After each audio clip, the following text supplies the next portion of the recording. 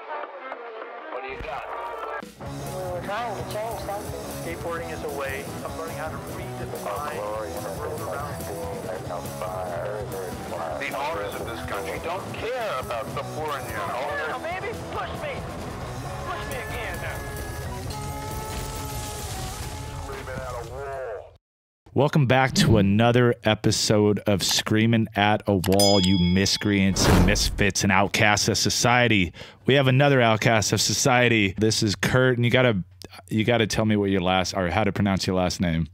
It's Eichelberger. Eichelberger. Very, very German. Very German. I actually just did a ancestry.com thing, and I got connected to I didn't even know I was German. My last name's Tobias.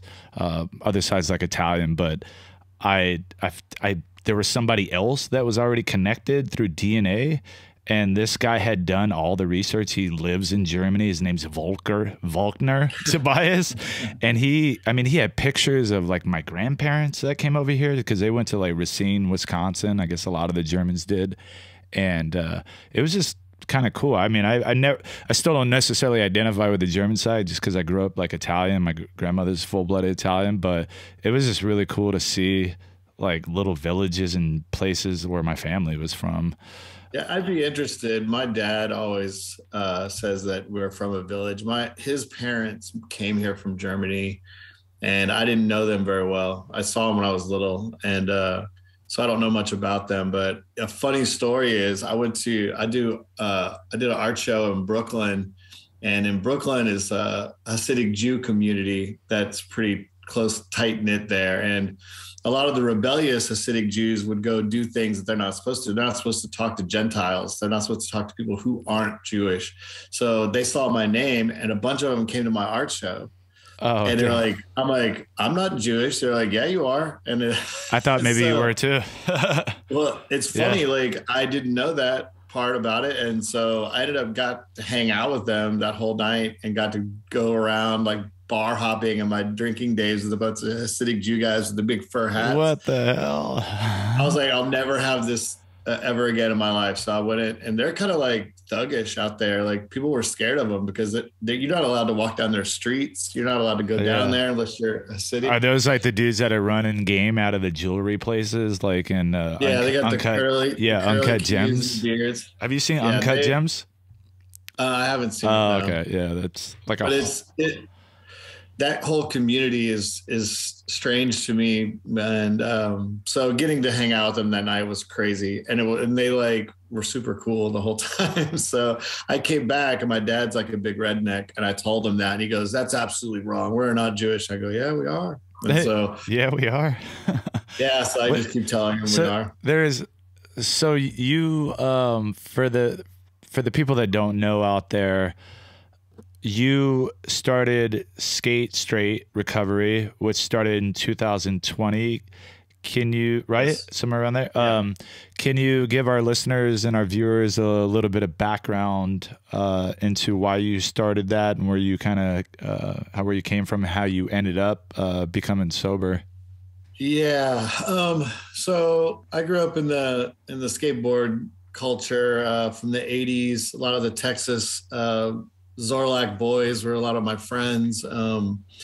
Grew up with Mike Crum, John Colmer, and it was a big, heavy party culture, and we all got caught up in it. And it was taking a toll on a lot of us, and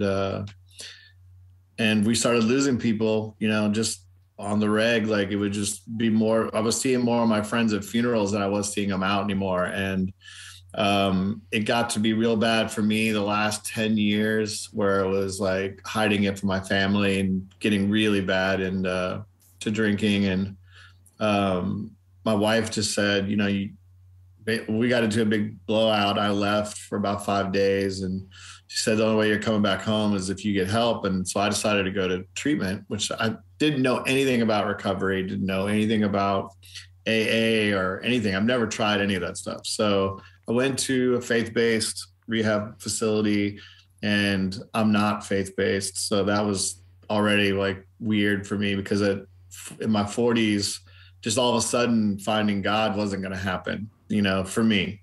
And so I was in there and we started going to a bunch of AA meetings and stuff. And it just, I didn't click with those people, and not particular people at AA in general, just the people of the groups I was going to. But I thought like, okay, this is my life. Like I have to do this. There's got to be something different. There's got to be something out there for people like me. There's people out there that are, you know, because there's so many skaters that have gone through this and had addiction issues, and there's got to be something that's available. So when I got out of treatment and I looked around, there wasn't. So right around that time, we lost John Comer, to alcoholism. And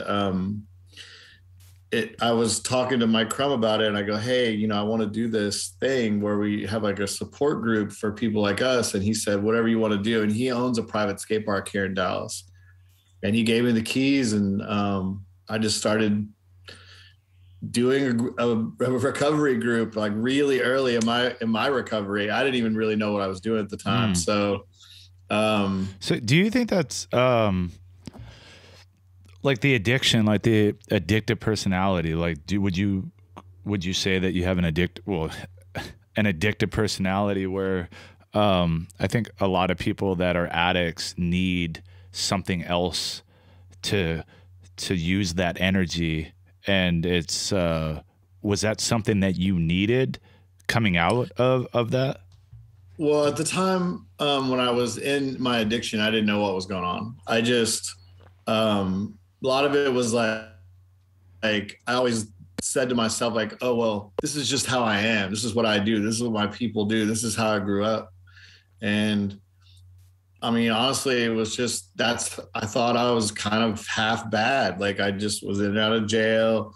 You know, I was kind of living a decent life from time to time, but then I would just go on these benders, and then I was hiding all this stuff because I didn't want to upset my wife and my kids. And I didn't know what was going on. And after getting out of treatment, and I didn't understand what was happening and how I got into that situation, because I always thought like, I don't have an addictive personality. What happened? How did I get to a point where I was like physically dependent on alcohol? And, you know, I didn't get addicted to drugs, but I did all the drugs. But drugs were just something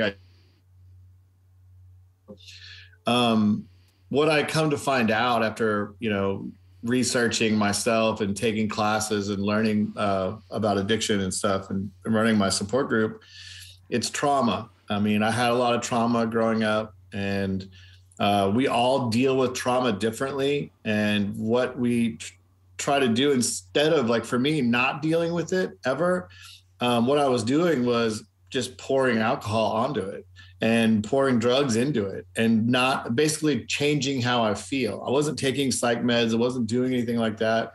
But I mean, I had a traumatic childhood, and I went through a lot of things that I thought were just normal. Like, of course, you go out and get in fights, or you go out and get picked on by jocks. You know, that's just what you do. This is just normal life. Well, the reality is it's not normal life. And it is traumatic for a kid to go through those things and getting beat up and getting called names, and, you know, your parents not understanding you. And the skateboard culture, to me, what I always call, like I've started to call this now, is it's wooden toys for broken children. A lot of us had shit going on at the house. And what we did was we escaped. We went out skateboarding. We got away from the house. We were out all night. We were doing all kinds of mischievous things because this was our escape. Well, then that escape led into doing drugs, smoking weed, drinking. And then, you know, went from skating all day, every day, to skating all day, going to get beer, and then going to get beer, and going to skating, and then just going to get beer. And I didn't skate very much anymore. Yeah. And I started being involved in a lot more serious crimes. And it was like, I look back on it now, and like my group of friends, we all had trauma in our life. Like we lost people at a young age to drug addiction. But we had a bunch of friends, people that were shot, people that were killed, like people that killed, like, you know, drunk driving accidents, all that stuff. So at that time, it wasn't necessarily, I mean, you were doing drugs, but that wasn't your main addiction. Alcohol seems to be like the thing that you gravitated towards. With that being said, like what kind of crimes were you getting involved with? Were they since they were alcohol related? Yeah, typical shit. Yeah, of course, alcohol related. Fighting, a lot of assault charges. A lot of, I dealt drugs and stuff. Luckily, I never got caught up in that part. When I started to really like serve time, or like, no, I didn't go to prison, but staying in county jail. It was, possession, DUI, multiple DUIs, like just petty shit, dumb shit that was all alcohol related. And for me, it wasn't so much of the drawn to alcohol. It just, the drugs sort of tapered off in my life because either drug dealers died, went to jail, or quit dealing drugs because we were older now. And, but alcohol's everywhere. I live walking distance right now from 3 liquor stores. And, it's just the way it is, man. It's like alcohol's everywhere. Almost like my skateboarding is kind of like how I lived my life. Like I try to effortlessly do tricks. Like I don't like grabbing or bending down, or I just like cruising around and doing a lot of ollie tricks. And my drinking was the same. Like it was effortless because I could go to the liquor store down the street and get a $5 bottle of vodka, can't smell it on my breath, hide it in my closet, hide it in my car, hide it. People will never know that I was drinking. So that was how I kind of got really physically addicted to the substance. It wasn't so much of I was, no one wants to drink, room temperature vodka, like, no, it's not. At that point, the party was over. It was just, I was drinking to maintain. I thought to myself, like, oh, well, I have to do this to maintain all the stress and the trouble of going on in my life. But really what I was doing was drinking to change how I feel. And I didn't even realize that was what I was doing. And I think a lot of people that don't know a lot about addiction is probably doing the same thing. Like, I was always brought up and I had mentioned to you earlier, my dad was kind of an old school dude. And, it ain't, if your fingers move, your hand ain't broke. If you can get up, dust yourself off, quit crying and go, I was never given a chance to ever actually deal with it. So any sort of pain that I went through growing up, not that he was abusive, but just, there was no, like coddling or anything. Like we were like, well, me and all my brothers were like, get over it, tough guys, like that kind of stuff. And then when I went to school in the 80s, when I started skateboarding here in Texas, anything different and you were a fag. And so like, they would just call me names. I got called, homophobic slurs from the time I was in 8th grade. So I graduated high school. And then, but what part of Texas did you grow up in? I live in Dallas. In Dallas. But I live in sort of the redneck area. It's like right on the cusp of Dallas County. But so it was different. It was new. And it was like, they didn't get punk rock. They didn't get hip hop. They didn't understand that stuff back then. So whatever was different or weird, we all got picked on.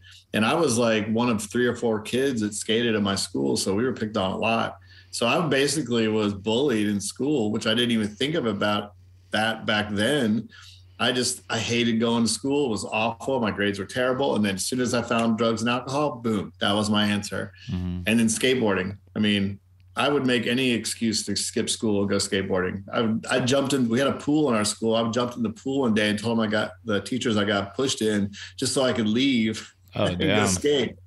Damn. So like I went through all this trauma and I didn't understand it. Right. And then it just carried over into my elder years, and with not knowing what was going on, I just continued to drink and continued to drink. And, with enough exposure to an addictive substance, you're going to get addicted. It's just the way it is. I think, I feel like it just becomes habitual, like any other action that we do. Like if you do it long enough, it just so happened to be that for you in that certain case.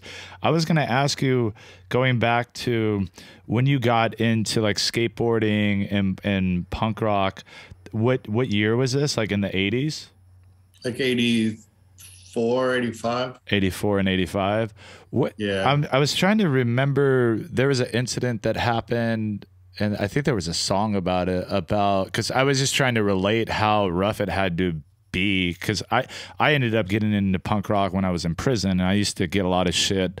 I mean, this was later down the road, you know what I mean? So punk rock was a little more accepted, but I would get shit from like Peckerwoods and stuff because, they were talk shit about punk rock, you know what I mean? Because I didn't understand it. So I got a little bit of that, you know, from those guys, but I know a lot of the dudes that grew up in the 80s, you know, especially like in a place like Texas, you got a lot of shit. There was an incident where someone got ran over. I don't know. Do you know about that incident? And the Denny's park. Amarillo. Yeah, Amarillo or El Paso. There's a movie out about it. And yeah, that happened. It was around that same time. You know, it was actually a little bit, I was a little bit older when that did happen, but I could definitely tell you I wasn't surprised. Yeah. You know? It was like some jock dude in a car ran over a punk rocker right in the parking lot, and then he got off for it or something like that. Yeah. I mean, that was like, I remember sitting at a stoplight with our windows down in my buddy's car, and a bunch of rednecks just drove by and threw a full Coke into our car because we were punk rockers. Like, I was skateboarding down the street one day, and from behind, someone hit me with a big gulp while I was skating in the back, like driving. I mean, it was constant all the time. And, you know, I always try to explain it to my kids, because I was like, if you wore Vans and Doc Martens and stuff in the 80s, it was different. You know, like you couldn't wear Docs around downtown Dallas because of the skinheads. You couldn't wear Vans and stuff because people would start calling you names. They'd want to start a fight with you. So, you know, you have to kind of like dress in the middle sometimes just so you can get through school. Wow. That's crazy, man. And so was that just sort of the connection? I feel like just skateboarding and punk rock always, that seems to be the common theme of you get into skateboarding around that time and like punk rock music. What was it about? Did you just get into the music, or was it something that it sparked something in you as far as like identifying with and connecting with? You know, it's funny because I've been journaling my youth to try to get a lot of this stuff out, like just remembering every incident and stuff. And I wrote about this not too long ago, and so it's pretty fresh in my memory.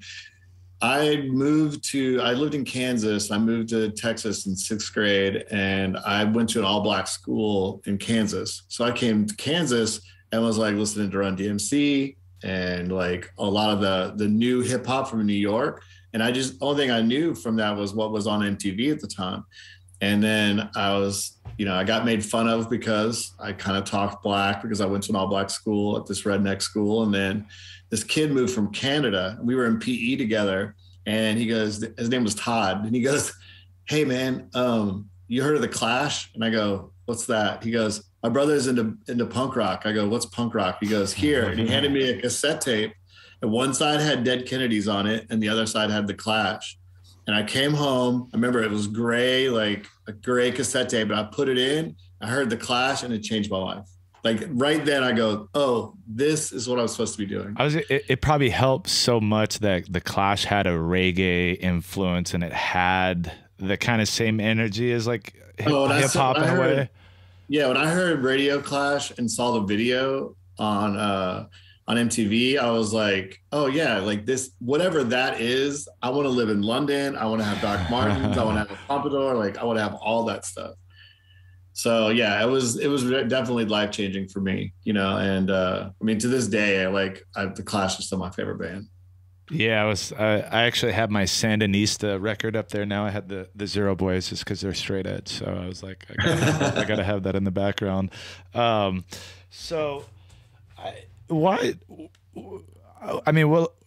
get to the point of like talking about like how you started the skate recovery, but I just the process, I think, is what I'm interested in. Why, I guess I'm trying to figure out why, like within skateboarding and certain subcultures, because now I see with, a lot of younger guys that skate, like smoking weed is just across the board what you do for the most part. I mean, I feel like 99% of the people that skate now smoke weed, and I don't personally remember so many people smoking weed. Even if you skated, like the guys that I skated with weren't necessarily connected to that. And maybe because I got out of it before I started, like I was like 14, I kind of stopped skating. But what like psychologically, do you think it's it's just like what kids see, and they think that they need to do that. What's your take on that? I definitely feel that, because growing up here in Dallas, you know, I grew up with Craig Johnson, Jeff Phillips, a lot of the Zorlak guys. And I mean, I worked at the Houston skate park where John Gibson skated, and Todd Prince and all these dudes that were like big time rippers, also big time partiers. And when I worked at the skate park when I was a little kid, I mean, I was in 9th and 10th grade, and they were paying us with pizza and beer. Like, I didn't get paid cash to work there. I got to skate for free and got to hang out there, got discounts on stuff. And I got to hang out with all these like pro guys that would come in. And I always wanted to be those dudes, every one of them. And I'm not putting any blame on them, because they're their own people, but I idolize them. I idolize those dudes. And I wanted to be like them. They wore creepers, I wore creepers. They, you know, they had dreads, I wanted dreads. They wanted, you know, like, they got tattoos, I got tattoos. Like, that's pretty much how I was when I was a little kid. I wanted to be like the guys that were my idols. And those guys were a lot of big party dudes. And I think a lot of people see, you know, because we got into this thing of like the jackass culture and drinking hard, doing drugs, rock and roll, like, where they blew up, they were rock stars, those dudes were. And a lot of the people that turned pro later grew up as kids watching those guys, watching Viva La Bam and all those shows. Mm-hmm. And I think that's where it kind of really turned into something different. And it's almost like, yeah, you have to drink or do drugs or both while you are skateboarding. Right now in my recovery group, I have kids that are in their late 20s, early 30s, that are already homeless, been in and out of treatment, been in and out of jail, been into prison. And they all got into that shit because of skateboarding, because they would go get alcohol and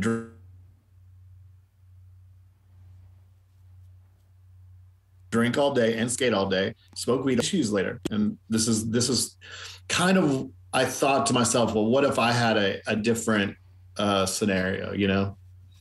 Like, what if I had a different role model that I looked up to? What would that be like? What would that be, you know?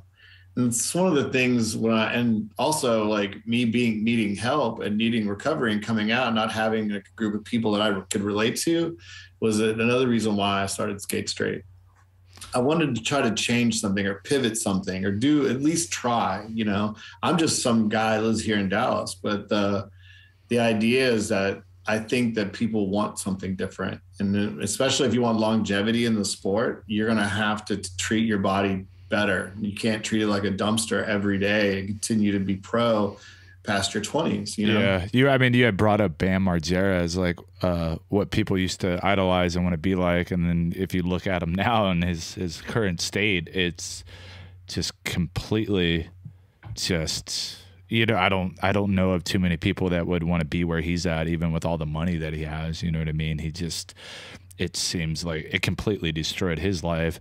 And, you know, it doesn't necessarily do that for everybody, but that's why I was talking about like the addictive personality, because I have a very addictive personality and I have to watch, you know, what I do. And I mean, I had made the decision to stop drinking. I didn't really do too many drugs prior to that, but I would get involved and do a lot of drugs when I was in a really negative place. And I mean, I was addicted to speed when I was like 14. I was doing speed, but luckily I didn't just, you know, keep doing it. I actually sort of whatever negative energy I had going on, I used it in a different way for, you know, thuggish reasons and, you know, just to be a gangster. But one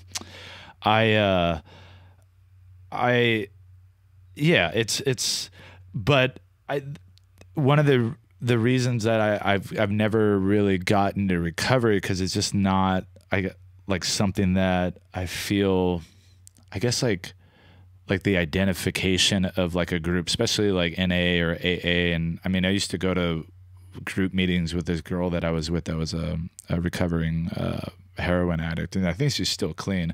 Knock on wood, that's something I never got into because I could have been. I was pretty close, but and I think that's maybe, yeah, just the idea of like identifying with that seems like the only option for people, like, and it's really hard to, I think, do it on your own when you don't have that person to like call up and say, hey, I'm thinking about like using, or you know what I mean? Like, so it's definitely like a void that needed to be filled. How did you start Skate Straight recovery, and can you talk about that process?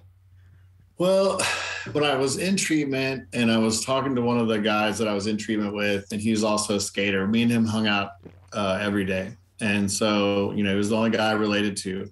So that was already on top of my mind. I'm like, okay, I walked into treatment and the only dude that I hang out with every day is also a skater that's into old punk rock music and stuff like that. So I was thinking like maybe I could start like a skateboard AA or like a sober skate group that just gets together and skates sober. And, you know, I didn't know what it was or what I was doing or what it was going to be.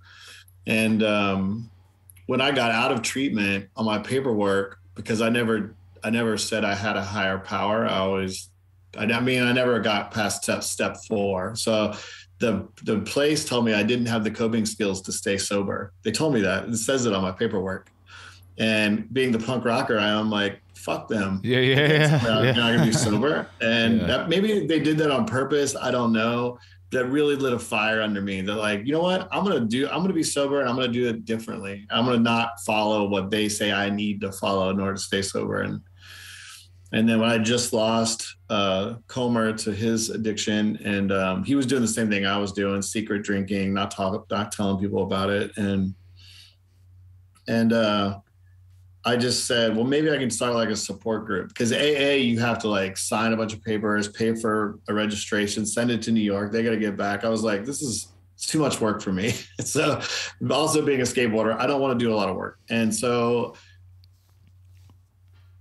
I just, I've been going to this thing called Smart Recovery, which was a little bit different. It's not religious based or higher power based. It's more cognitive behavioral and training. And I really identify with that. And to get certified in that, you just go on the website and take a class. And I go, okay, well, I can do that. And so I did that, paid the money, got certified, registered it as a meeting. So it's an official Smart Recovery discussion meeting.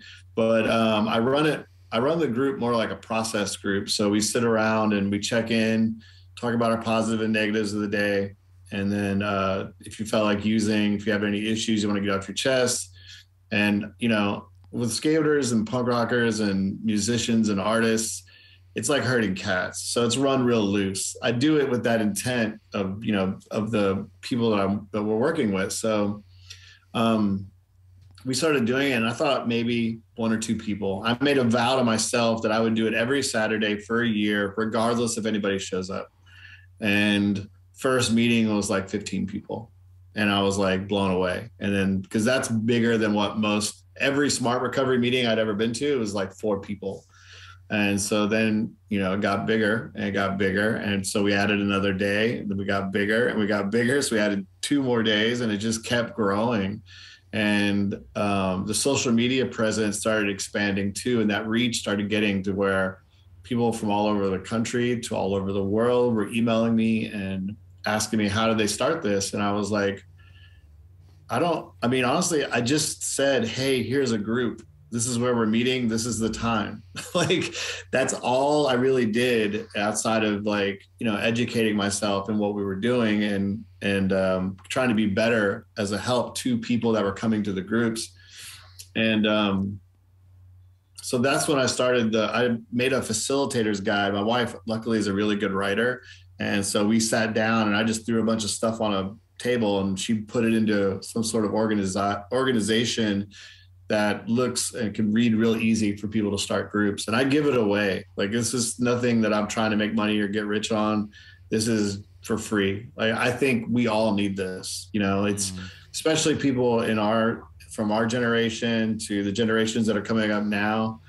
I've heard it 1,000 times. Like, our culture really needs this. And it's you know, I added a little bit of straight edge culture in there, a little bit of punk rock stuff, a little bit of AA, a little bit of NA, a little bit of smart recovery, a little bit of therapy. I just kind of thrown it all together to what makes sense to me. And were you into straight edge like prior to becoming sober? Did you ever? In the 80s, you know, I listened to Uniform Choice and Descendants. See, I always say Descendants are a straight edge band because everybody I know that was straight edge listened to Descendants. But every time I bring that up in a straight edge group, they humble me. And I'm like, sorry, man. They talk about coffee, food, staying out late. Like, that's straight edge. I'm sorry. Yeah, they're pretty clean cut for a band. You know what I mean? Like lyric, and to have the longevity that they've had, of course, they had to be straight edge. Otherwise, most of those people from those back then aren't alive. So. Have you? Yeah, I was gonna say, have you looked into seeing like if all the members are clean living? Have I looked into what? Have you looked into the Descendants, like to see if they're actually like all like sober guys, or you know what I mean? I know. Milo, the lead singer, is. Toby Morse interviewed him, and they talk about it a lot. He just never got into that stuff. I think the other guys probably drink, but you know, their big thing was coffee, like that bonus cup, and, you know, and all that stuff. Like, yeah, so like they're one of my favorite bands too. I just saw them. I don't know, maybe a month ago. Yeah, see the Milo in the background right there. What is that? Is that? So that looks like a special... what I do is I work for Live Nations. It's a company that does all the national touring acts for, you know, well, the United States and Europe. But I do concert posters. So I design concert posters, and I got to do Descendants. Oh, man. Right, yeah, that's sick. I printed it on metal, and I had them sign it. What? Yeah. That's dope. That's really, yeah. I have another one from the show they just played. It's still sitting at the venue, but yeah, it's pretty good. That's the bread and butter of my business. That's where I make my money. But Skate Straight and recovery. I have my 9-to-5 job. I work in a mental health crisis unit. Yeah, you were telling me that last week that you had some new setup that you were figuring out. Yeah, I'm training as a first responder to crisis calls. So like a 0-level crisis call would be somewhere it's not dangerous, and me and another person would come out. What they're trying to alleviate in Dallas is the police having interaction with people having a mental health crisis. Right. Yeah, that was a big issue here. Bad things that have happened because they're not trained for that. Right. So, yeah. They divert low-level calls to the place where I'm going to be working. This is a brand new program. So I'm like one of 3 people in Dallas that are trained. Well, I'm still in training, but there are 2 people that are already trained to do it. And then a higher level call that's called the Right Care Team. And they come out and they're with officers and a mental health peer specialist. And then, of course, after that, if it's real dangerous, they, you know, police get involved. What would be considered like a low level, like where, like for your hearing voices, you know, like not having medication, not being confused, paranoia, you know, stuff like that. They would call the hotline, they would be diverted to me, I'd talk to them, and then based on that conversation, I would, if they needed help getting medication, I could expedite that for them, bring medication to them, or, you know, basically, you know, anybody that's having sort of SI, suicidal ideation, talking to them. Sometimes it's just listening, you know? Wow. So, yeah. So how many people do they have on that crew? Right now, 3. 3? There's supposed to be 6. The Right Care Team has been doing all of it, but they're going to send them out to like more calls that are, you know, a little bit more like a higher level of care call. Gotcha. And then, so yeah, I'll just be doing the easy stuff. Yeah. I'd like to work for the Right Care Team. My brother is a police officer, so I thought about maybe trying to get in there, but I mean, I've only been doing this, you know, going on 2 years. So it's all new to me. I mean, I was an artist that got paid to be an artist since I was in high school. And so this is a career change that I did at 47. Where did that, Well, two things. I just want to say that is amazing that they have that going on over there. I don't think that they've implemented anything like that over here in Los Angeles, but it's definitely been an issue and a cause for concern for a lot of people here. My mother had, she's good now. She hasn't had a breakdown, I think, in 10 plus years, the medication but my mother suffered from mental illness, and she was one of those people that would just switch up how she was. And, there was times where I'm sure if the cops came, I remember we were staying in a motel at one point, and she had a mental breakdown, and her boyfriend at the time had called the ambulance, or I don't know, there was like just chaos going on. But I remember the ambulance coming and the way they treated her. They slammed her leg inside the ambulance door, and the cops, there's so many times where I feel like the cops have showed up and they're just not equipped, education wise on how to deal with. I mean, I was just driving through South Pasadena where there was an incident where the cops shot and killed. She was an actress at one point, but she had suffered from mental illness, and they ended up shooting her, and she died. I mean, because it's just cops. I mean, so they're not trained to be, deal or interact or what to expect or just anything. And I know that they had been talking about that here for a while, so that's really good to know that they're actually implementing that stuff. Another thing is, so how the switch, like what happened for you that you're like, man, I'm just gonna use a lot of my energy into helping people get better mentally and with sobriety? Well, learning all the stuff I've learned in all the programs that I've investigated, basically, one of the things I really liked was service work. And it's more than just, what I always tell people, it's more than just making coffee and putting up the chairs at AA. I mean, out there, helping another person. I call it the circle of service, and it's, I needed help, I got help, now I can help.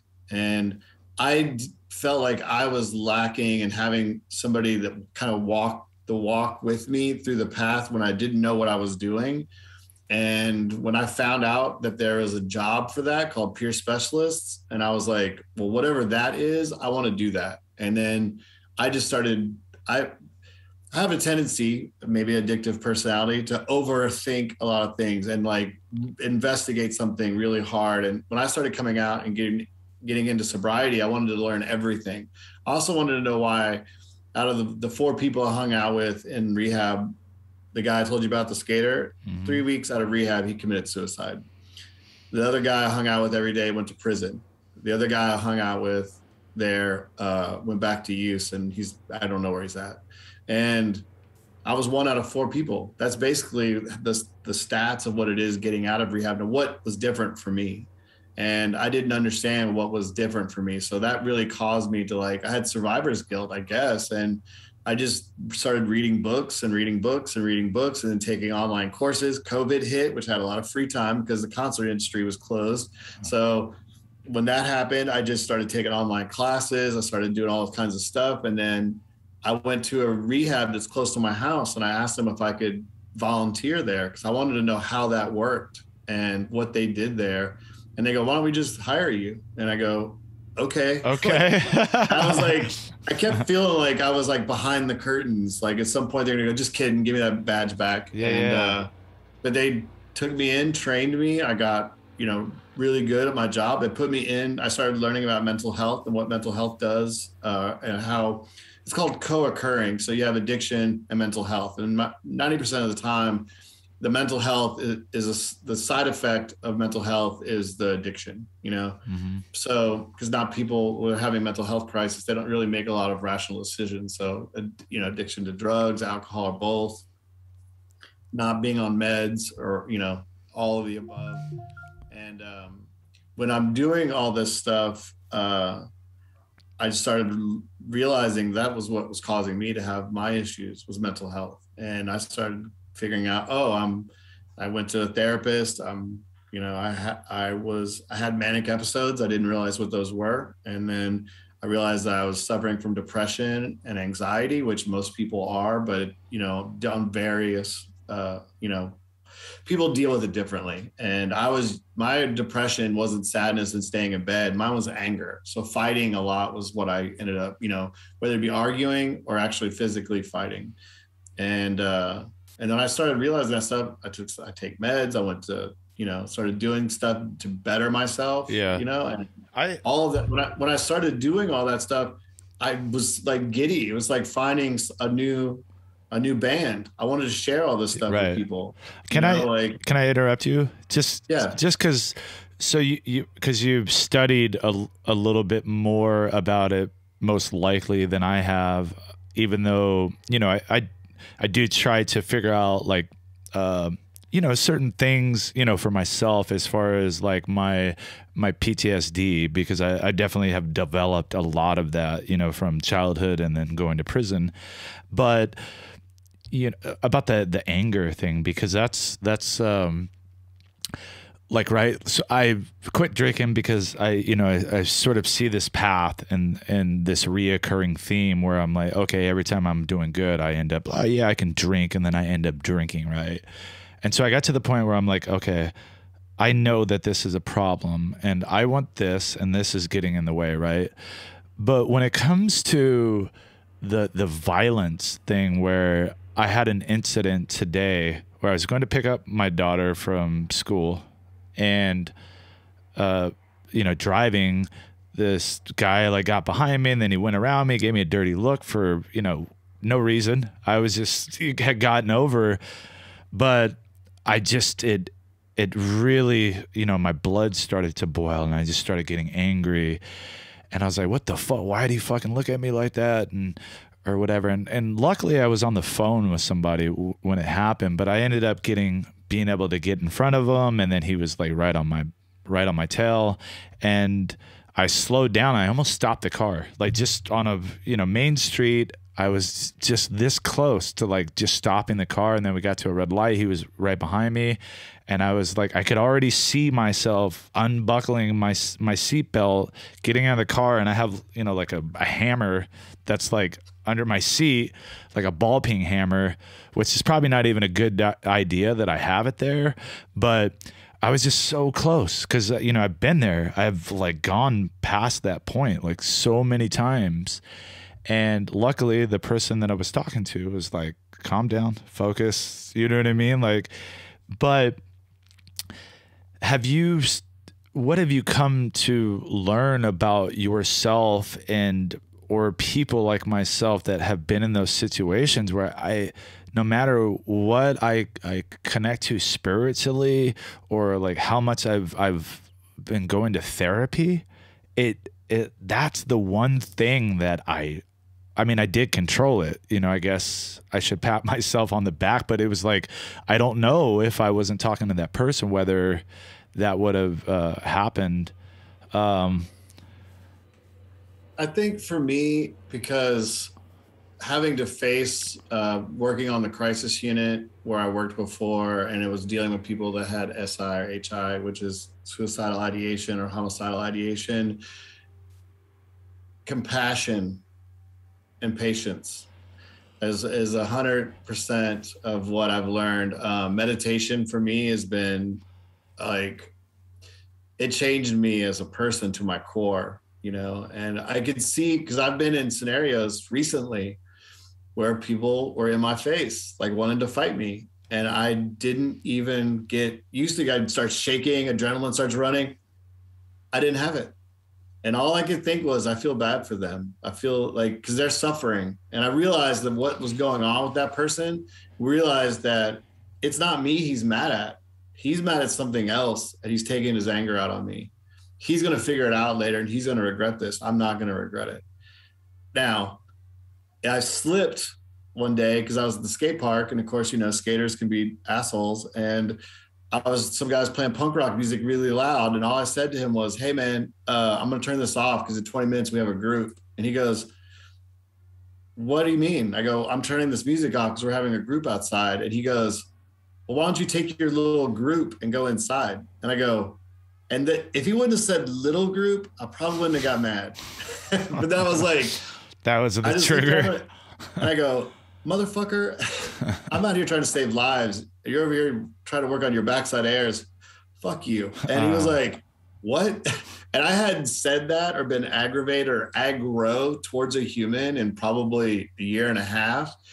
And once it clicked on, I was right there. I was like, yeah, I'm right here. And he wasn't expecting it because I guess he thought since I'm a, drug counselor that all of a sudden I want to be like this, pussy guy. And I wasn't. Like and it clicked and I got caught up in it and I felt like shit the next day. I felt so bad that I found that dude on Facebook and sent him an email apologizing.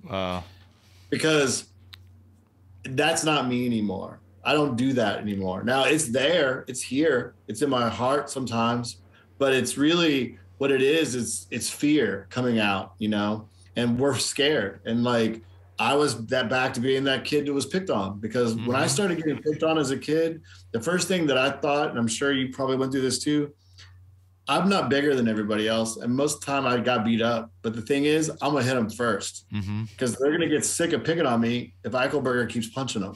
That was my thought. Well, that was great. It worked really well in high school, but that put me in jail in my adult life, Yeah. So getting out of that and backtracking out of that, it was just a defense mechanism that I had put into place to defend myself because I was really scared. Yeah.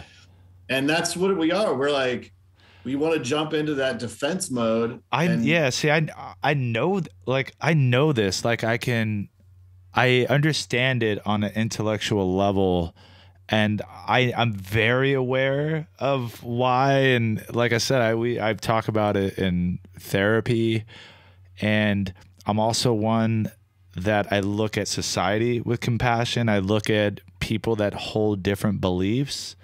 I hold compassion for them, even though it's not what I believe in, across the board, and it's funny because I do think about having compassion for and trying to understand people in society, but when it comes to that individual interaction, I don't, and I meditate too, man. You know what I mean?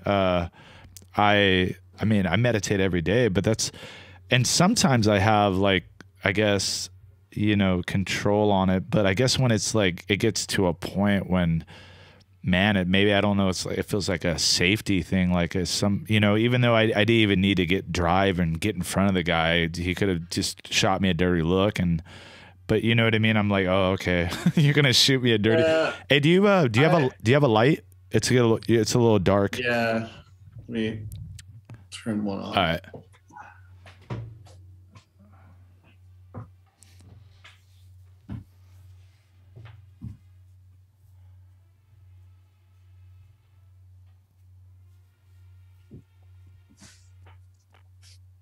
Is that better? Oh yeah. Yeah, it got dark real quick. Yeah, your shirt's like it's purple now. Like it's purple. Oh, okay. Well, I think what I learned in service work for other people was with people that are, scared and, frightened on the unit that I worked on. I think maybe just exposure to that changed me. I just know that like I've been in the car and I'm that guy too. And a guy cuts me off and I just look at his car and go, yeah, well, it's typical. I don't get aggravated by it. Take it personal. That would like, especially in my drinking days, I would try to drive 100 miles an hour and catch up with him. And like risking everybody's life just because some guy was driving like a jerk. And it really is, when you look at the bigger picture, it doesn't matter. And I don't know. A lot of the Buddhist practice stuff. I read a bunch of Thich Nhat Hanh's books, and I think I just absorbed a lot of that information. and learning how to process and realize that. And I do Dharma recovery at our groups now too. So just seeing that, you know, compassion for others and understanding that, you know, they're also, when we do a forgiveness meditation, I don't know, I'd do it probably once a week with the groups we do. So it makes you really kind of hyper aware of those scenarios. I think, I was going to say, for me, when I do sort of process it, I understand that there's an identity attachment to that and also an emotional attachment, because I've studied pretty heavily in Eastern philosophy, Buddhism and Taoism. And like I said, I can understand it intellectually sometimes, and I get it, you know, like, and I've had these breakthroughs where I've understood certain teachings like deeply, like, you know, like when it really connects, you know, because it doesn't always connect right away when you're learning things. There's a process, and you could hear something over and over, and then one day it's like, oh, I understand, I get it. And with that, like, maybe that's like one of the, like, for myself, it's one of the deepest rooted things that I created when I was younger out of fear that helped me to survive, to get past it. And there's that part of me that is, you know, just doesn't know how to let go yet, because yeah, you know, it comes up, and it's one of the rare or one of the emotions that it just like I said, it'll just pop up. How did you, so related to the Eastern philosophy, Buddhism, the Dharma, how did you end up moving towards that with recovery? So with Skate Straight, I wanted to have multiple pathways to recovery. I wanted people to understand that there is more than AA and NA. And so I started I went to everything when I first got out. And at the time it was Refuge. I went to Refuge Recovery. There was one it's in a town that was kind of like an hour away from here. And I went. Is that the same one that Noah Levine, the Refuge? Yeah. Oh, okay. Yeah, we had just had him on. I saw the episode. Okay. And and I actually reached out to him. Well, it's funny because he sent me a photo of a spray paint that he did in the 80s, and it said Skate Straight, like SK8 and ST8. Oh, wow. And I was like, wow, he spray painted in a pool. And it was right when Skate Straight first started like kind of blowing up. And me and him, we talked a little bit about stuff, and I knew about it. I wasn't doing it every week, but I wanted to have that involved with Skate Straight. I wanted to have another pathway that was different. And I really liked what that was about. And of course, I read the Refuge book, I read the Dharma book, and I read some books that Thich Nhat Hanh did. And I was like, okay, this is what I want to do. So I found people that do it already. One of them with a girl was a roller derby girl, and some of the old skaters. And so I was like, cool, let's do this at Skate Straight, and we'll do it on a different night. And I started going because it was part of our group, and it was awesome, because now people are going to Smart Recovery, we're going to Dharma, and people they came for Dharma, we're learning about Smart Recovery. And then we all started offering yoga, and we started doing that, and it was like, all flowed together really, really well. And I got really into it. And what we do now as Skate Straight, we do outreach programs, and we do Dharma at treatment centers. On Sunday night, we do a treatment center. And then on Saturday after Skate Straight, our big meeting, we do another outreach where we go and do just a Dharma meditation for a group of people that are in treatment right now.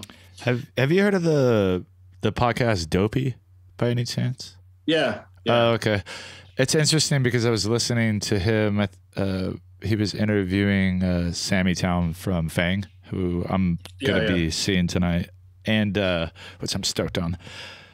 They were talking about the connection to like hippies and punks. You know, like punks, you know, didn't like the hippies, but somehow like the hippies kind of like the punks. But he was saying that he's fascinated about the connection between the two, because there's this sort of unseen sort of connection and not misunderstanding, but there's just something there. And it's sort of fascinating to me, because I remember when I got into punk rock, you know, they were just, everybody was like, yeah, fuck hippies and blah, blah, blah. You know what I mean? It was like the thing to say that, yeah. But as I've gotten, I think, more aware, I think that there is a deeper connection, actually, that they're similar. And I think that like a lot of punk rockers probably took issues with hippies because they ended up turning into yuppies, but not all the hippies and the ideology and the mindset, you know what I mean? Because I think they were kind of talking about the same things with materialism and sort of like, okay, what the system is, there's something wrong with the system. And they both really have similar views on that. And of course, like Buddhism, to me, like a lot of Eastern philosophies have the same connection to the punk rock ideologies. And so for I think maybe a lot of people that don't understand, like how could punk rock and Buddhism go together, or like doing yoga or meditation, talk about those connections. Well, for me, I noticed the connection a long time ago, and maybe it was just because I was like aware of it, but especially in straight edge culture, because the youth of today, you know, they were all Krishna. And then the John Joseph, same thing, you know, he got into, you know, being a monk and a Krishna monk. And so I was aware that that was happening in the 80s and then, you know, in the early 90s and stuff. You know, and then Beastie Boys, you know, Adam Yauch did it. And so I knew there was a connection there. And the only thing I could really relate it to was if you grew up in a regular, like for me in the Bible Belt, there's no bigger FU to the family and the establishment than to turn your back on Christianity and go to something that they don't get and don't understand. But then when let's say you did that as a rebellion, but then started reading the philosophies, and you're like, oh, I get this. I understand this better than what a Christian religion can tell me. Because it's almost like a Christian to me was like a judgy God. Like he was kind of a dick and did a lot of dickish things. And I never really got into religion. I was never around it, but I studied religion because it was fascinating to me. And I wanted to know a lot about it because, you know, I wanted to know about a lot of different religions. I never was devout to anything, so therefore I'm not going to do it. But what I started realizing in sobriety is you can get sober. That's one thing. But to really to live a different life is to do the inner work. So once the sobriety happens, well, you go through detox, you get sober, you go to rehab, you get out after 28 days or whatever. The level of relapse is people not changing. They're just sober. That's the only thing they changed. They quit using. The inner change for me was what was really the deal. That's where the real work started in sobriety for me.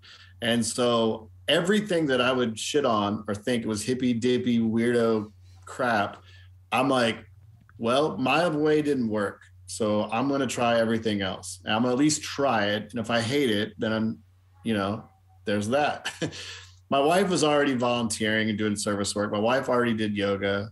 And I always make fun of her. I used to like, I would get mad. She made me lift my feet when she was doing yoga while I'm trying to watch TV. You know, like I was like, okay, so I tried it. I'm like, okay, I get it. It's hard. It hurts, especially me because I'm beat up from skateboarding and all the stuff I put my body through. But I started to see that connection through like becoming, you know, changing on the inside, then you'll be at peace with what's going on the outside.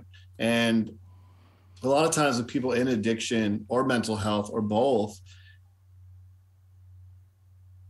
in their brain, and to make sense of some things is to do some inner work. And so that's when I started really incorporating a lot of stuff like yoga and Buddhism or Buddhist practices into recovery.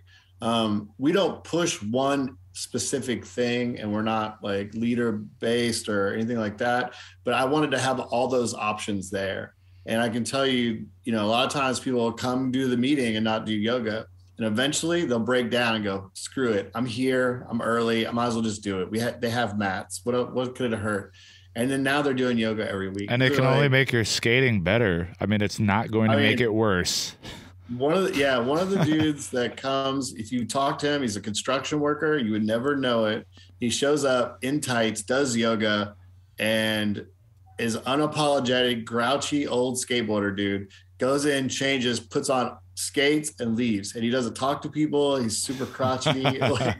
And his thing was, he's so happy because he chose, since he quit drinking, that he thought he could never go to shows again, and he could never be around skaters again. He could never go to a skate park again because drugs were there and he couldn't be there around it. So having Skate Straight for him was like eye-opening. He was like, holy shit. And then he started doing yoga, and he started told me, he goes, yeah, I started walking, because I talk about walking. I walk a lot. I don't exercise that much anymore. I skate and I walk and that's pretty much it. And so he started walking, and he loves it. And I was like, none of us would ever try this stuff.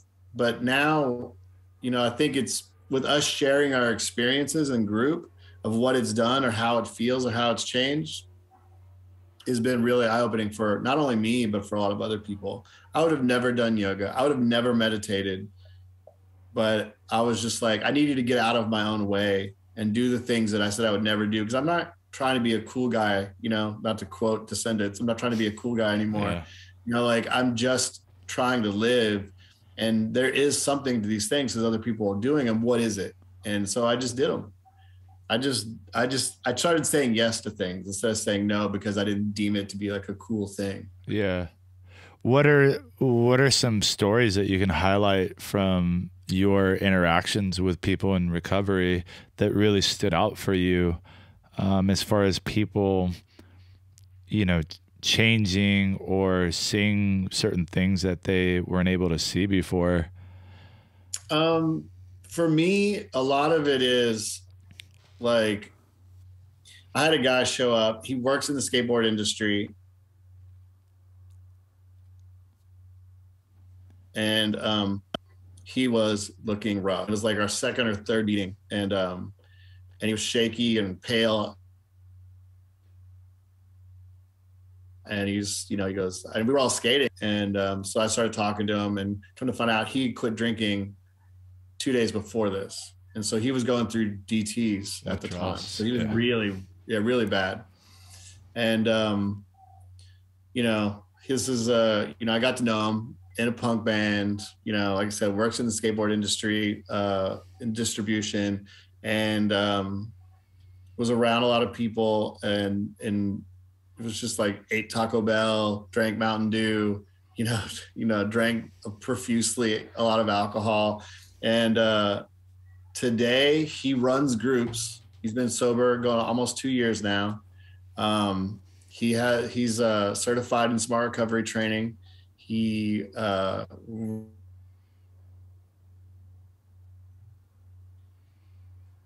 runs a skate team of all sober skaters, and he does yoga, and he goes on walks with his dog and listens to books, and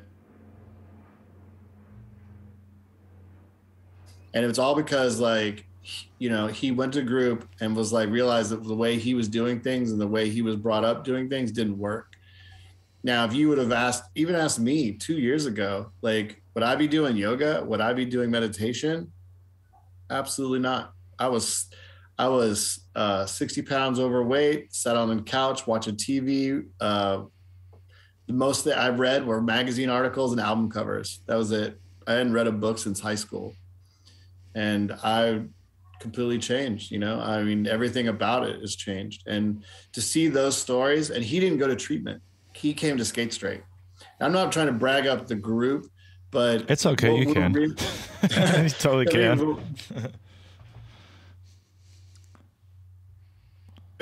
What really, really, really has been successful for us is the group itself. We have such a good group of people. This wouldn't be a program for people. It wasn't for the people in the program.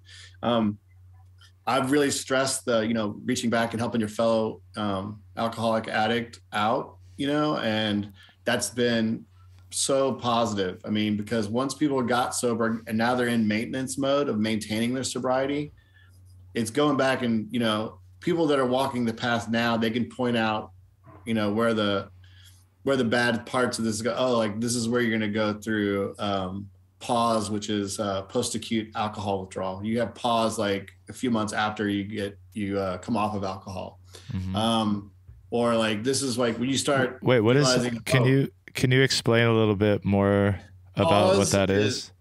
It's post-acute alcohol withdrawal. You get it a few months after you detox from alcohol. So you go through detox again. I didn't have it personally, but a lot of people get it. It's like severe headaches. You feel nauseous. You get sick. It's just like a physical thing, totally physical. It is. It's one of those things that I feel like that people know about it. So it's one of those things that's like, maybe it's in your head that causes real symptoms, like stress and anxiety causing, real physical symptoms. Yeah. I'll get like flu-like symptoms and I never knew that growing up, like what that was. But my therapist was like, yeah, that's your anxiety. Like I'll feel sick for the night. And then the next day I'll be like, fine. I was like, what what is that? It's, stress and anxiety can manifest in real symptoms. I have a girl that was in our group, and her husband was also an addict, and he relapsed and was missing, like took off. Her stress was so high that her back muscles pulled one of her vertebrae out of place, and she was in a wheelchair because she had to have surgery. That's stress-related manifestation into real physical symptoms. Her back muscles were so tight that it pulled a vertebrae out of place. I mean, anxiety is no joke. That's just some real deal stuff. And so when people talk about like, oh, everybody has anxiety, I'm like, yeah, but if you don't take care of it and you continue to just pour fire, gasoline on that fire, it's going to get worse. And from my understanding, your mind doesn't know what is real and what's not real. Like, they talk about it all the time with people in sports. Like that guy Phelps, he used to just imagine himself, like close his eyes, imagine himself like swimming. And like they've had like studies done where they've had groups of people imagine that they're playing piano versus, people that were playing it, like for a certain amount of time. And those people were able to, like basically the outcome was better not actually doing the activity. And those things I feel like are all related. And when your mind is like in a constant state of negativity, that your body internalizes that and it feels like it's real. It feels like these fears are completely real, and that develops into like cancer and all kinds of health problems. There's a ACE test. It's ACE is an acronym for children. God, I'm blanking. I've stuffed so much information in my brain for the last few days. But the ACE test is 10 questions, and you take it. And based on that ACE test score, it tells you whether you're prone to being addicted, whether you're prone to having different sicknesses, cancer being one of them. Okay. Whether you're prone to smoking cigarettes, whether you're prone, and like it's 10 questions. If you answer those 10 questions, if you have over a 4, you're likely going to have an addiction. You're likely going to have smoke cigarettes. You're likely going to be poor. You're likely it is all prone to childhood trauma, and that like tells you based on those stats, like things that happened to you as a kid, they manifest into real symptoms like cancer, back pain, abdominal pain, anxiety, depression, like all of that stuff comes from something that happened to us. So adverse childhood experience questionnaire. Yes. Okay. Yeah. I'm going to take this right after we're done. I post it on Facebook all the time. I'm like, people should take it. I mean, I scored an 8 on that. Oh, wow. I was definitely going to be an alcoholic or an addict or both. Yeah. I was definitely going to have mental health issues, and I do. And it's all, all stems back from the stuff that happened to me as a kid. And can you take this test as a kid or is it like after? I mean, I I don't take it. I just know that studying mental health for my work, I am aware of that test. Oh, got you. So it's from childhood trauma. So you have to go through the trauma first, and then that's man. Yeah. I mean, that's one of the most motivated, or the biggest motivator for me to be a good dad, is knowing like how much trauma I went through and like how much work it takes now in my adult life to just constantly be aware and try to, not fix it, but to understand it so I can function, you know what I mean? And live life to the fullest. But so much of that is because of my daughter, but yeah, no, it's crazy how much trauma we can obtain. And then you spend, you're like, that's why I like being a parent, like a good parent. I mean, there's a good book called You're Not Crazy, You're Codependent. And it talks about things that your parents did to you, that you do to your kids. And when I was reading it, I was really reading it to help be better help to the people I'm working with in my group. And when I read it, I was like, holy shit, I'm codependent. And it gives 3 examples of children. I have 3 kids. All 3 of my kids were stereotypical. It's so stereotypical of their behaviors that they were like, my oldest son acts like that. My daughter, my middle kid acts like that. My youngest acts like this is so weird. And and come to find out, it's just, and I consider that I sheltered my children a lot. Like they've never, my son's about to be 24. He's never been in a fight. That's great. I'm kind of proud of that. I'm scared, but I'm also proud of the fact he never had to grow up the way I did. Yeah. I asked him if he had bullies in his school one time when he was little, and he said no. And I was like, what? Because I saw all the kids playing and everybody was getting along. And I was like, there's not one kid like picking on a kid or nothing. Like, that's awesome, man. That's awesome. Yeah. Those are goals right there. Yeah. I mean, and my oldest, he worked for NASA, and now he's getting his master's at UC Irvine. Wow. And my youngest is at OU in college, and my daughter is an artist like me. So she's got tattoos and she apprenticed as a tattoo artist. So like, I was really lucky, but the thing is that there are things that I did as being an addict that I know, like I drank around them. I probably endangered their life in some way, shape or form. And those things led them to have those particular behaviors. And I see it in them because I know them.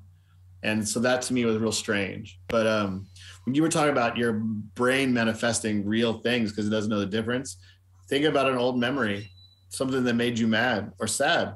You automatically start feeling that emotion, even though that's not real. It's in your head. Right. Yeah. That's one of the highlights of my therapy is actually being able to go back and change that emotion. Go back to that kid, tell him, you know what I mean, as me now, to be able to go back and say, you're safe, you're not alone, because I have abandonment issues. And a lot of what I go through is the fear, just like earlier with the driving situation and getting so angry. It's like this feeling of completely being alone. And it's kind of cool in therapy how they say you can't really change the past, but you can in a sense, because I have like gone back to certain points and let that event happen again, but also bring a new perspective to that event where it changes the emotion, the attachment to that emotion, because now I feel safe because I have myself, as an adult who's trying to do these things that are good for me, good for my child, and those things are very connected. So it's the emotional entanglement, you know what I mean, to the past, and how it can stir up, like, I wasn't really in an unsafe position, driving my car, you know what I mean? That could have just, but that emotion triggered the thought that I was in a very unsafe position, and it was like, fight. Yeah. And, but yeah, those are definitely things that I'm learning in therapy. So, just to kind of wrap it up, my My battery's getting low on my thing. So you've been doing the skate straight thing for about 2 years, and you're starting to branch out. You're starting to you have a branch in Orange County, right? Mm-hmm. Yeah. Where are some other places that you branched out to, and what's in the works for you guys? Right now, there's been multiple groups that have kind of dissipated. I think, you know, with addiction, some people that start the group relapse or lose interest, because that happens a lot. But active groups right now are Nicholas in Orange County has it, or Nick, and then we have one in London, and damn, overseas, that's active. Huh? Okay. Yeah, and which I want to go there and visit them just because I love London, but and then we're working with a skate park here in Dallas that has 3 skate parks in California. One's in Palm Springs, and forget what the other one is, but I don't know. It's Action Skate Parks, but the other one, it begins with a K, and but it's somewhere in Southern California.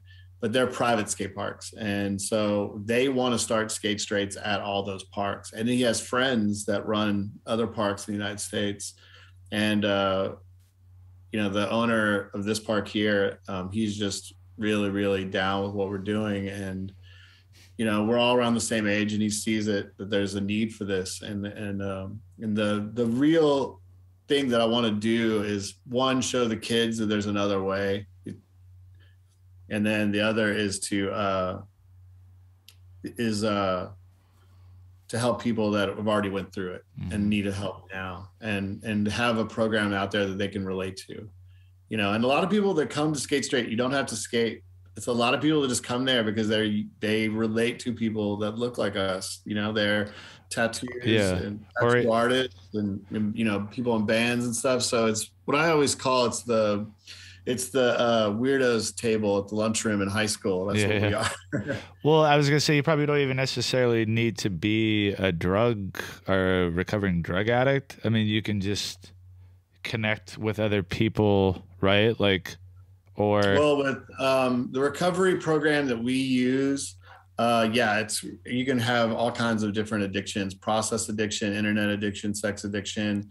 It works with everything. I mean, same with Dharma. It's the same thing. Right. It's battling those urges, you know, that you have, and figuring out how to change, you know, change your habits and behaviors, and doing it in a setting that's not your typical setting. You know, we're not in the basement of a church or anything like that. We're outdoors at a skate park, and that in itself is just like, I took pictures last night and posted it. It's one of the most beautiful sunsets that we see every night after our group. And the one with great. the ramp in the background with the people doing it. Yeah, I was like, I want to be there. I want to be doing that. I wish we had something like that over here. I would totally be down. I'm working on it. I'm working on it. Yeah. And that's the thing. One of the biggest things, the reason why I do these podcasts and meet everybody, like meeting you guys, is I'm giving this away. Like, I'm not saying like, oh, you have to buy this kit for me. You can go to my website, skatestraightrecovery.org, and download the facilitator's guide and start your own group. It's that simple. It's a group of people that identify with addiction and alcohol and mental health. Yeah. I mean, maybe about like 3 weeks ago, I was talking to my buddy, John Shin, who has done time, and he goes through a lot of things that I went through, you know, maybe 8 years ago.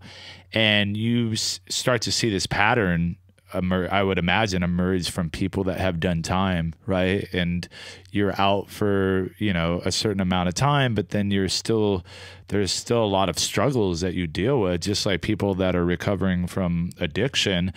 And I was thinking, there's really nothing, not to my knowledge, there's nothing out there that is not religious based. Or like, you know, you hear about like certain recovery groups for like ex-felons that are like usually Christian or whatever. Same church, yeah.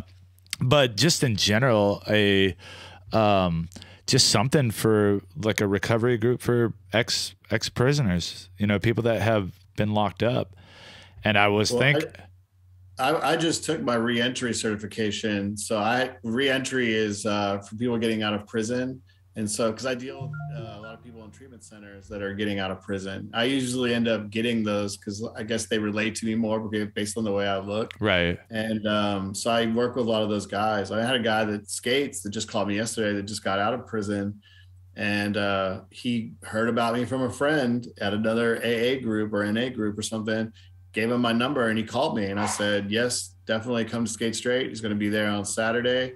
And it's, you know, a lot of times, especially the younger generation, they don't necessarily relate to a higher power or you know, any sort of God or whatever that means to them. Mm-hmm. I don't deter people from having that. It's just our group doesn't talk about it. Right. And I mean, if you have faith, lean into it. But if you don't, there's still a way, you know, and that's kind of what we were doing. And with getting out of jail, you had said something about that, like wanting to work with people getting out of jail. Mm-hmm. There's so much need for that. It's 100% needed.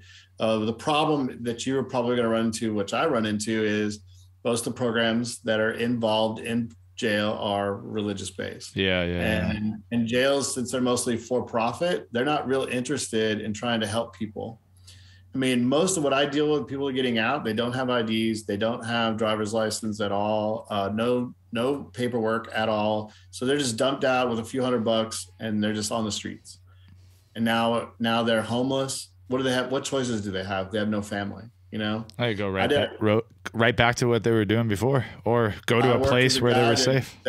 He went to jail in 87. Wow. And he just got out. Wow. And he had nothing, no family. Everybody was dead. No ID, no, nothing, like didn't have paperwork.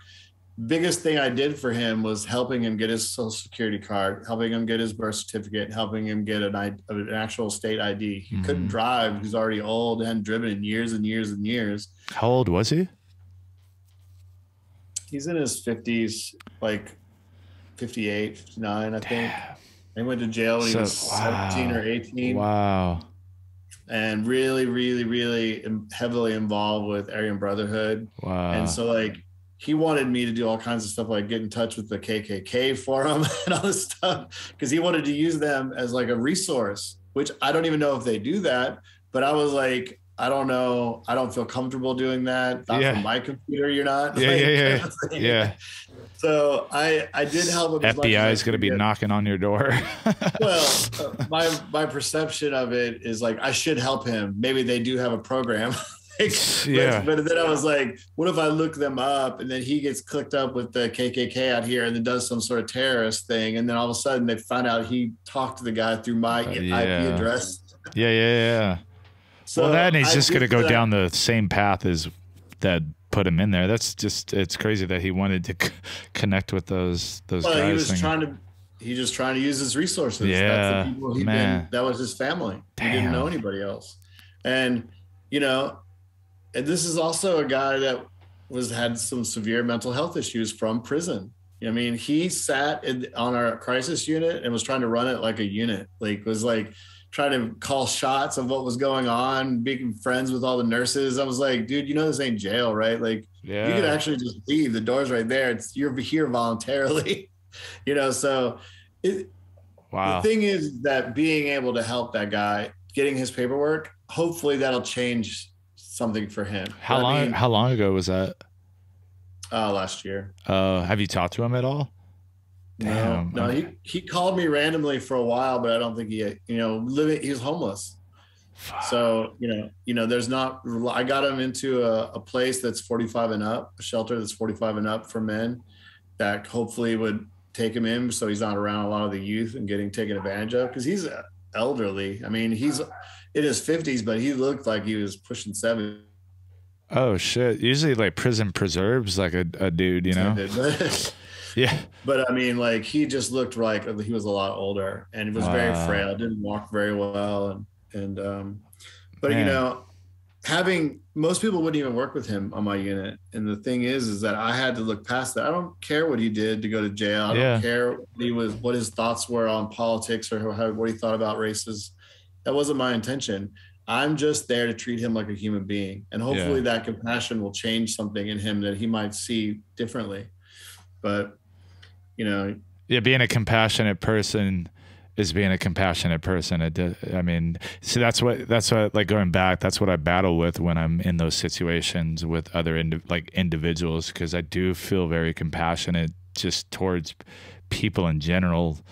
And I mean, one of the things about doing this podcast and talking to people with different experiences, each time I get something that affects me deeply, where I'm really able to think about the things that I'm personally going through, but I know that other people out there that are listening are going to be affected if they're going through something similar. And that's why it's just so important to share and get different insights from different people, because that's my inner struggle right there. That's the thing that could make me go back to prison, even though I've been out for 15 years, you know?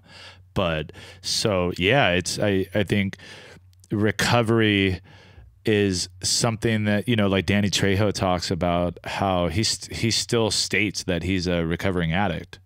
You know, he's been clean since what, the 80s or something like that. Yeah. But I mean, there's people that I know that have been clean. There's a guy I know that's been clean since 72. That's the year I was born. Wow. And yeah. like, I mean, he's got more clean time than I have time on this earth. Yeah. But he still comes to AA every single day. His Because once it's daughter drives him up there, he waddles out of the car. You know, he can recite it because he knows it so well. But, you know, it's getting out of yourself. I mean, what a AA, you know, a lot of people give it a bad rap, but I see what they do. It's getting out of yourself and not being full of self. For 30 years in my addiction, and I say all of it from the time I started until the time I'm still full of self. And I never thought of anybody else. Like, it was always what you could do for me, even in my relationships, even though I had long-term relationships and I was married previously, and I was always thinking of me first. And what sobriety gave me was having this interaction with people, listening to those people, understanding what's going on, what they're dealing with, and understand, you know, and getting out of myself and giving back to somebody like the guy that's in the KKK.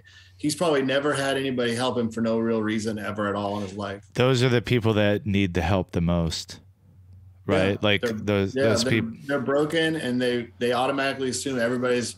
A lot of times, a lot of those people are out of fear. We're going to automatically, because they are assuming that this is how it is. This is how they're treated. I mean, you know, he got beat up. The reason why he got beat up, went to the hospital, ended up in my crisis unit, was because he had a bunch of KKK stuff on his back, and someone saw it. And he fragile, you know, he's like paper, basically. He's so old. And, you know, showing that kindness to people, I see it a lot when people, and they remember me. Like, I was walking into the Salvation Army one day, and a guy was walking out, this huge dude, and he goes, "Curt," and it was a guy that I helped get into a sober living place. He works at the Salvation Army now, and I was like, holy shit, this guy's like 7 foot tall. Glad he's my friend. But you know, like, being able to do that for people, for me, is 100% why I'm sober. It's 100% why I'm changed as a person, because I've gotten out of myself, and I do things for people, and I do things mindfully, you know, which is one of the Buddhist practices, thinking about like, what if I do this, how's it going to affect other people around me? You know, like thinking about the guy that you got mad at in the car. What happens? You run that tape to your head, your preview of what's going to happen, you know? And a lot of that's really worked for me. And it's that inner work is what I'm talking about afterwards, you know, like, recovery is one thing, but recovery for me is recovering to be a better person. That's why, like, in Skate Straight, our slogan is be a better human, because that's what we're really trying to teach. And if you are a better human and you are mindful of yourself and your body and people around you, you're going to end up being sober. And you're not going to want to do those things. Yeah, exactly. Yeah. Yeah. I mean, that's definitely something that I've understood the more and more I get into spiritual practice and studying, is that you end up, that's just sort of the natural progression. Is if you're mindful and you're compassionate, it's like you direct that towards yourself. And I mean, at the end of the day, I mean, especially if you're that type of person, you're damaging yourself. And it's like, okay, well, that's ended up all of it, you know, and indulging that side of, you know, that negative side, feeding that negative part of you constantly. That's what leads to sickness. That's what leads to eating poorly, being ill, not living long. You know, reason why I use PMA, the term PMA, I talk about it all the time in my groups, because a lot of people don't know about straight edge. They don't know about PMA, even though it's not, PMA kind of adopted that term. But I talk about it a lot, because if you put that positive mental attitude and energy out, it 1,000 times comes back to you. Yeah. 1,000 times. I've never been as happy or successful or as busy as I am right now at I'm 49 and about to be 50 as that I've ever been in my entire life. And I've worked for skateboard companies. I've worked for Live Nation doing concert stuff. I've met tons of people I know, but I've had better relationships, better friendships, more like closer in-depth friendships, you know, like really talking about deep, dark shit, you know, and saying that stuff out loud to people. Yeah. And it's been so meaningful. Even my relationship with my wife has gotten better, and we've been married for a long time, but being sober and being able to be mindful. I mean, sometimes she'll just look at me and go, "Who are you?" Like, you know, what happened to them? I mean, I think everything that you've talked about too is really important, I think, in the state of affairs that we're living in right now, with everything's so divisive. Everything's just about attacking other people. And that's what I'm saying. I'm so aware of those things, like in society, about how we're attacking each other on political issues and these things that, you know, everybody thinks that, you know, well, this is the answer for something. And I think everything that you've talked about thus far is very important to it, because it translates and it trickles over into really everything once you start to adopt that mindset. What is one of your favorite new straight edge bands? Like, do you rock like, because the straight edge hardcore shit has really helped me out, right? Like, I mean, some people have the recovery groups. I've just been deep and listening to straight edge because it gets me there in that mindset. Do you have any like new bands or old bands that like really like drive you? So this is good. I knew this question was going to come up, and it's probably going to be a horrible answer for everybody. I right now almost 100% listen to books, and audiobooks. Audiobooks. Oh, I'm there with you. Yeah. I have a reading comprehension problem and slight dyslexia, so audiobooks are the only way I can absorb that. So like driving in my car in traffic, when I'm walking, I listen to audiobooks. I mean, I can't get enough information right now. Like I said, I've read 2 books until I was 47. And when I got out of, read the big book first. That was the first book I've read since high school. And then after that, I'm probably pushing like 150 books in 2 years. Oh, damn. And I say read, like, but I listened to them. And I listened to a lot of them more than once, like 6-7 times. And, you know, when you look at a book and you see it's 12 hours, I'm like, oh, that's cool. I can do 12 hours. I had mentioned it on the Noah Levine interview, but I have the hack because I listen to a lot of audiobooks too, but I listen to it almost at 2 times the speed. And I mean, I just got through Ham on Rye, Bukowski. I don't know if you've ever read that, but I haven't read any of his books. I'm familiar with him though. Yeah. It's really the way that he paints that time and everything. It's just really, really great. And I mean, that was someone that was just lived that type of lifestyle. You know what I mean? That was not sober at all. But But yeah, I'm right there on the same tip. I listen to a lot of, that's mainly what I do is like audiobooks, because I don't have a whole lot of time where I'm at home where I'm able to. Yeah. What was the last audiobook that you listened to? I just finished Dopamine Nation, and it's really good about how dopamine, what we do with dopamine, and it talks about addiction, but also addiction to your phones, addiction to devices, and how constantly, because you're getting that quick fix of dopamine, you know, like you want to like, oh, just see what's going on Instagram. And I'm horrible about it. You know, I always use it as like, well, I'm doing the social media for Skate Straight, but the reality is I don't have to be on my phone that much. No. I could cut down. And so when I notice I'm starting to get into a situation like when I first got sober, shopping was something coming in the mail like every other day.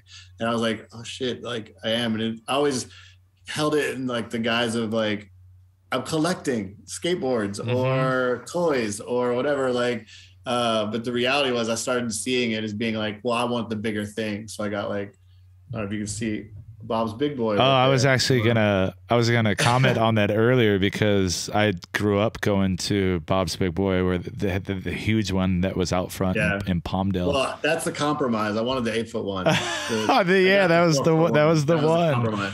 Yeah. But like I just started collecting. Like I have a 4-foot Hey Kool-Aid Man in the other room. You got like, Pee Wee over there too. You got Pee Wee. I had that one too.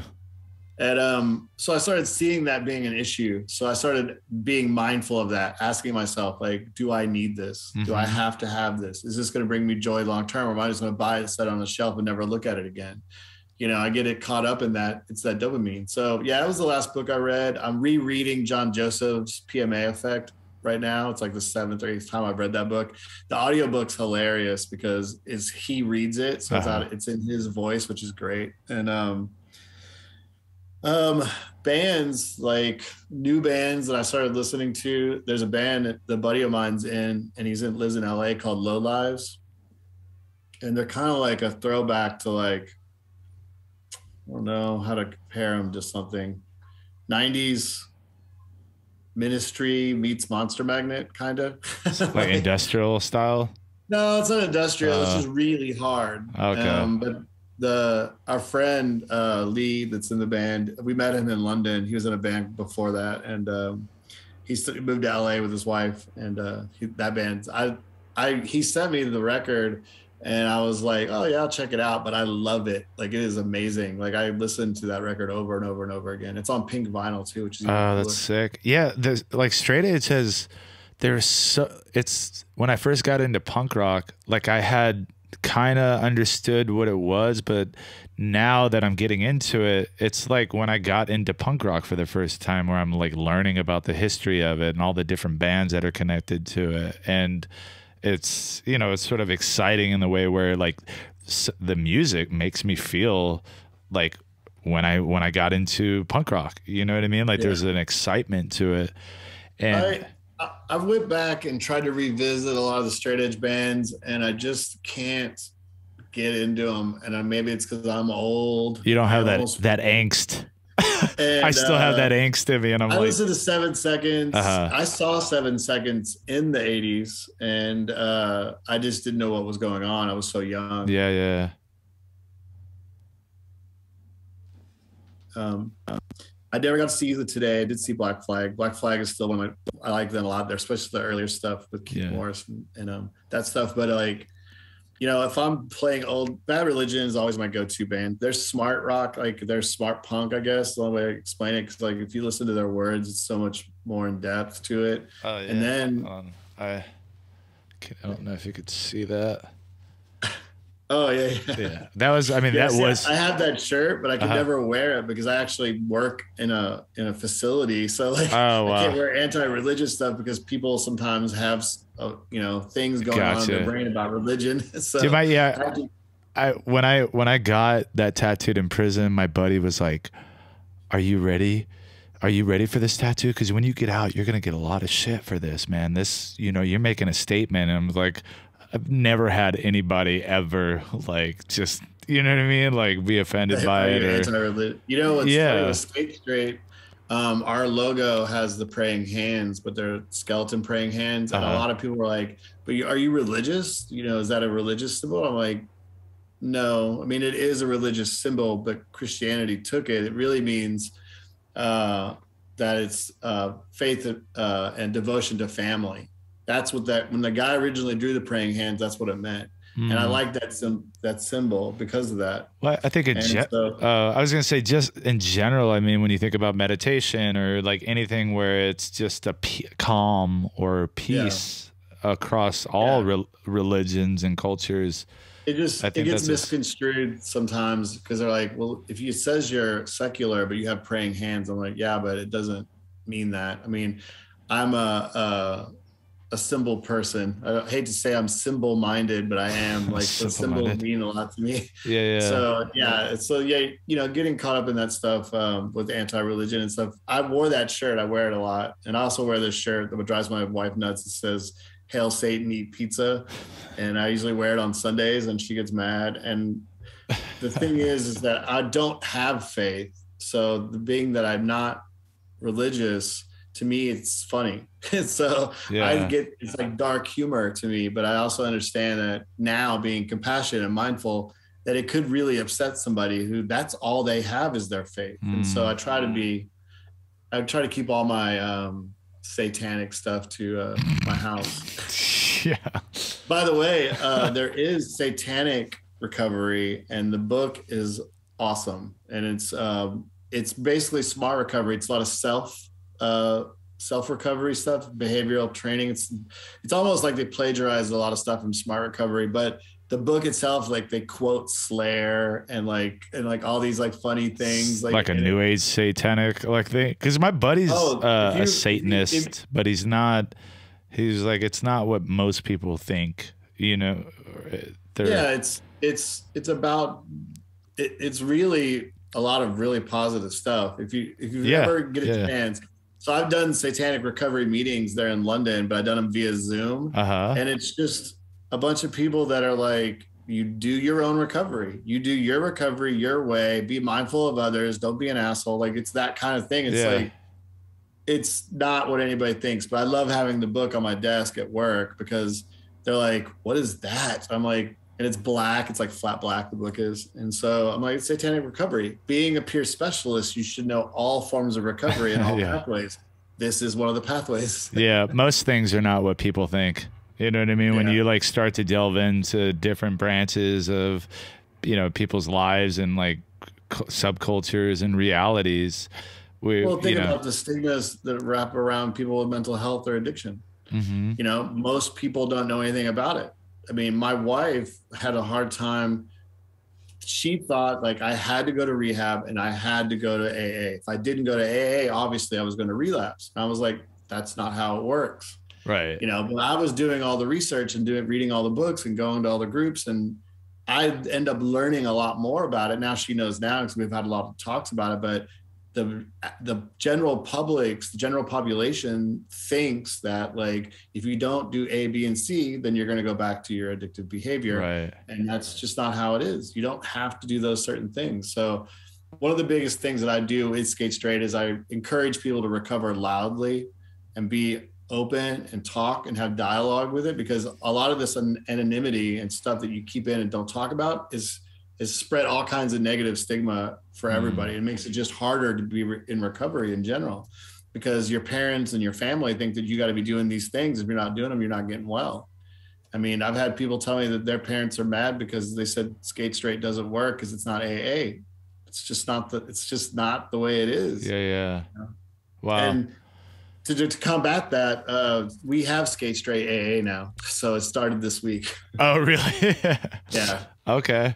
All right. Well, we're gonna wrap this up, and what I like to ask each guest now is for them to define what it means to be free for them. For me, being free is waking up guilt-free every single day. I was trapped in my own,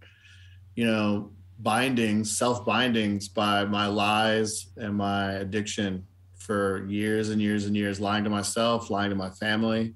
And being able to wake up every morning with free of anxiety, free of any sort of guilt or shame, it to me is being totally free. I can't stress how amazing sleep is now. I used to never sleep, but like, I don't have to wake up and worry about if I lied to someone yesterday. I don't have to worry and wake up if I stole something from somebody, or if I, misrepresented something or conned somebody. Every morning I wake up and I know for a fact that I didn't do anything bad. And that's really freeing for me. Cool. Well, Curt, I really appreciate your time. I really appreciate what you're doing. It goes a long way. And I hope that the people that are listening, that are watching, they've gotten something out of it. And if, like I've said before on a couple podcasts, if you're struggling in any way, there's always groups like Curt's that you can reach out to. And if you want to reach out to his directly, can you give them the information on how to contact you? You could contact us through our Facebook page. We have 4 or 5 people that are always online. And if you are struggling, you could reach out there. It's at Skate Straight Dallas, Texas. Our Instagram is Skate Straight Recovery. I run that page and I answer people all the time from all over the world. The guy that started the one in London, I talked to him while he was going through treatment. He was instant messaging me through Instagram. And skatestraightrecovery.org. There's a list of all kinds of resources at the back and the resource list, and there's a ton of information on there. And we're hoping to just keep this going and keep having people keep starting different programs like this. It doesn't have to be Skate Straight, but start something. People are struggling out there, especially nowadays, like you said, with the way the political climate is. Everybody's on antidepressants right now. Yeah, I think it's more important than any other time in history, or maybe it's not. I don't know. Maybe it's always been this way, but it's definitely cool to see that people are starting to be open with connection, and and just being able to like communicate and talk about things. You know what I mean? Like, very, very important, I think. And yeah, man, thank you so much. I really appreciate it. Yeah, maybe when I'm in Southern California, we can do this in person. Oh, that would be, yeah, we'll do a follow-up. We can go skate. We can hang out with Nick. Do that. I haven't met him in person. Oh, you haven't? Just talking on the phone and text. Yeah, really good dude, though. It's really awesome to see how much he's grown. You know what I mean? Like I've seen rips. Like, he does, good, yeah. too. But just to see as a person, he's really come a long way, and it's because of recovery that he was able to get to that point. So, and chalk it up to people like you that are helping other people that are like him that needed help. You know what I mean? And a guide to get out of that state. So definitely, I'm sure you hear it all the time. You know what I mean? Like people telling you thank you. So thank you. And I appreciate your time. This has been Screaming at a Wall podcast. Thank you to our guests. And we will put all the links in the description down below. And thanks for your time. Peace. What are you rebelling against? What do you got? We were trying to change something. Skateboarding is a way of learning how to redefine the world around you. The owners of this country don't care about the poor in general. Now, baby, push me.